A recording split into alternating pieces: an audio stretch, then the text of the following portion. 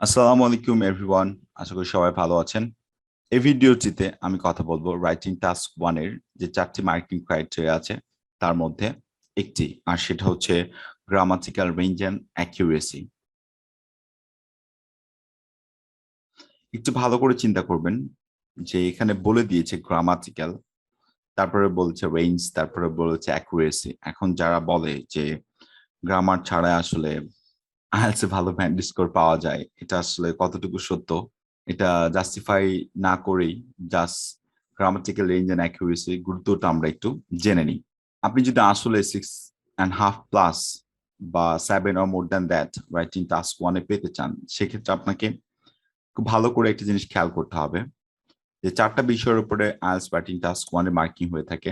যেটা first one হচ্ছে task achievement, number 2 হচ্ছে coherence and cohesion, and number 3 হচ্ছে lexical resource or vocabulary, and number 4 হচ্ছে grammatical range and accuracy. So একটু ভালো করে চিন্তা করেন কি কি আছে এখানে, ভালো করে একটু দেখে নেন যেন আপনি ইমপ্লিমেন্ট করতে পারেন আপনার রাইটিং টাস্ক 1 স্ক্রিপ্টে। ফার্স্ট ওয়ান, আপনাকে অবশ্যই wide range of sentence structures use করতে হবে। এখন ওয়াইড রেঞ্জ বা varied sentence structure, that means various or several, that means একই সেন্টেন্স বারবার ইউজ করবেন না, বা একই সেন্টেন্সের মধ্যে বা একই সেন্টেন্স স্ট্রাকচারের মধ্যে আপনার রাইটিং টাস্ক 1টা সীমাবদ্ধ রাখবেন না। সেক্ষেত্রে আপনি প্রথমটা লিখেছেন সিম্পল, তারপরে আপনি যান কম্পাউন্ডে, তারপর কমপ্লেক্সে, তারপর ক্লজ, তারপর প্যাসিভ। আপনাকে কি করতে হবে? এইভাবে সাজাইতে হবে। And number 2, most important, tense. এবং যখন আপনি টেন্স ইউজ করবেন অবশ্যই কোয়েশ্চেনকে ফলো করবেন, সেই সাথে সাথে চার্ট বা গ্রাফকে ফলো করবেন।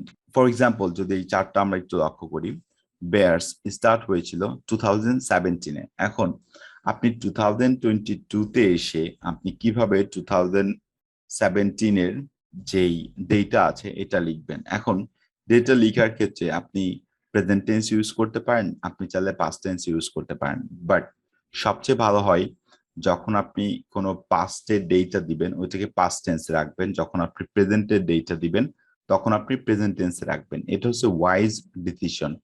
আপনি যদি চান যে না আমি সবই প্রেজেন্ট টেন্সে লিখবো, তাও পসিবল। সেটার জন্য আপনাকে প্রিপারেশন নিতে হবে এবং আপনাকে বুঝতে হবে বা জানতে হবে যে কিভাবে আপনি ডেটাগুলো বা ইনফরমেশন অ্যাড করবেন। নাম্বার 3-তে চলে আসি, proper verb.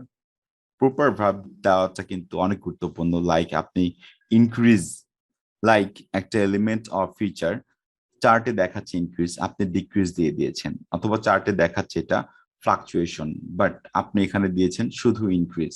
So in order ওয়েতে আপনাকে ফলো করতে হবে। যদি ফলো না করেন তাহলে ডেটা আপনি যেটা দিয়েছেন সেটা ভুল হবে।